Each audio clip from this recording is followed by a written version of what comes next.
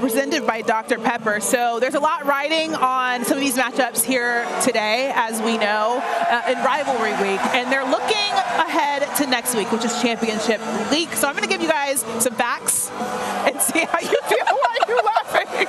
I'm waiting for the Rivalry Week. And I feel like my face is frozen, so I can't speak. Okay, so we're going to give you some facts and see exactly how you feel. Fact number one, as I reopen this iPad that's about to die, so it keeps closing. Entering this season, there had been 3 instances of a school winning a power conference in its first season there. Michigan State joining the Big Ten in 1953, Florida State joining the ACC in 1992, and Virginia Tech joining the ACC. That was in 2004. This season, that could happen in all 4 power conferences: the Big Ten, Oregon, SEC, Texas, ACC, SMU, Big 12, Arizona State. HC, how do you feel about that fact? I think, honestly, I love it. I think it speaks to the parity that we have in college football now. A lot of people, when they heard about the 12-team playoff, some people felt iffy about it, right? But I think what it has forced everyone to do is watch every game and be in tune, right? No matter how big the school is or how small the school is, we have a lot more eyes on these football games. So I love the simple fact that SMU, in their first year in the ACC, has an opportunity to win that conference. Yeah. Texas moving to the SEC when a lot of people told them, oh, can you put your big boy pants on? Well, the big boy pants have been on all season long. But also when you look at Arizona State, you think about the story, Kenny Dillingham, a second-year head coach who's only 34 years old, what he's been able to do, phenomenal. And then you look at Oregon. A lot of people said it was going to be either Michigan or Ohio State's lead to win, but Oregon sitting right here as the #1 team in the country, undefeated, with a chance to be the #1 seed in the college football playoffs as well. Christine, how do you feel about SMU winning the ACC? It's weird, okay? I thought it was weird when SMU went there. They weren't even taking that much money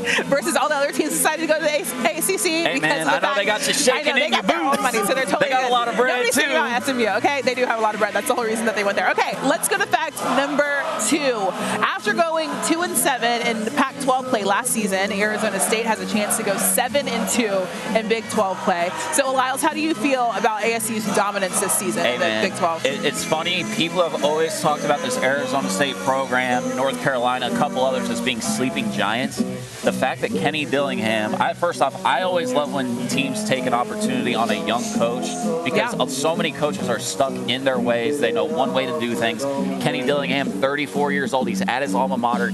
He loves being there. He wants to be there for the long term. I've spoken with him about it at length. I think the thing that is very fortuitous for Arizona State, talking about them as a sleeping giant, they are in a better position now than they would have been if they were in the Pac-12. Yeah. Because now you're not just coming into a new conference that basically we're trying to see who is going to become the new standard of said conference. You don't got to worry about Texas and Oklahoma, man. Right, exactly. You know what I mean? Like before, the Big 12 was Texas, Oklahoma, and then everybody else. It's not like that anymore. You have an opportunity now to become the standard of a new conference. I think Arizona State is in an incredible position right now. So, Christine, one of the hardest things to do for head coaches that go to a new program is to get guys to buy in and to build that culture, and Kenny Dillingham has been able to do that. Also, being 34 years old, he can relate to those guys on every single level. Yep. So I'm pretty sure he has an open door policy where they can go talk to him about any and everything, and he can be there for them, not just on the football field, but also off of it as well. Yeah, Kenny Dillingham, only 34 years old. In the last 35 years, there have only been 3 national champions that did not win its conference. Alabama in 2011, 2017 as well, and Georgia in 2021. So, HG, how do we feel about this? Do we feel like that can happen again this season? I do. When you look at the simple SEC championship game, if the matchup is Georgia or Texas, whoever loses in that matchup, if we have that, right, if we have that game, any one of those teams can win the national championship. You also look at the Big Ten. You look at Ohio State and Oregon. If that's the matchup, any one of those teams, whoever loses the Big Ten championship, in my opinion, could win the national championship as well. I'm sorry. I can't believe it just happened. Anyway, look, so from the math, when we're talking about, let even my little Georgia State brain can do the math here. 5 conference champions. You've got 7 teams that are not automatic bids, at-large bids. So it could definitely happen in this format. And also, again, we've seen really the most consistent team, the one team where it's like, okay, no. Like, they're going to show up with their best stuff every week is Oregon. And I kind of give you Ohio State for the most part, right?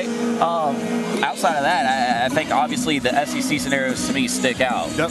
Because I also do think when it comes time to, when we fill out the bracket, it's time to play ball, right? I do think ultimately, whether it's these guys, whether it's Texas, whether it's Georgia, they're going to play their best football. Yeah, for sure. That's the good thing about the new CFP this season. All right, fact number 4. Colorado has not won a conference championship since 2 months before Shedeur Sanders was born. That is when they won the Big 12 in December 2001. Lyles, how are you feeling about Colorado? I love it, man. I really do. And like, look, we're objective, right? Our job is to just analyze, report, talk about the games.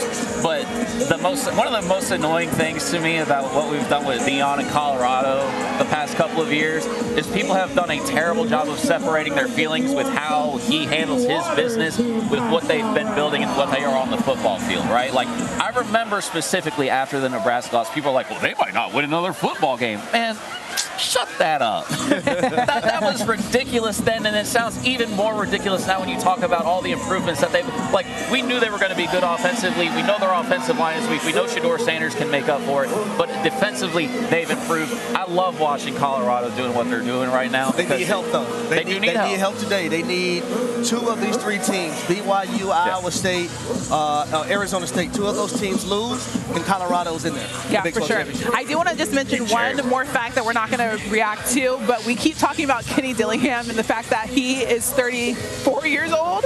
Yes. There's a player that plays college football that's 32 years old, okay? So I don't know if that makes you feel young or old. Brother, you need to get on Indeed or LinkedIn or, hey he's got his own health insurance.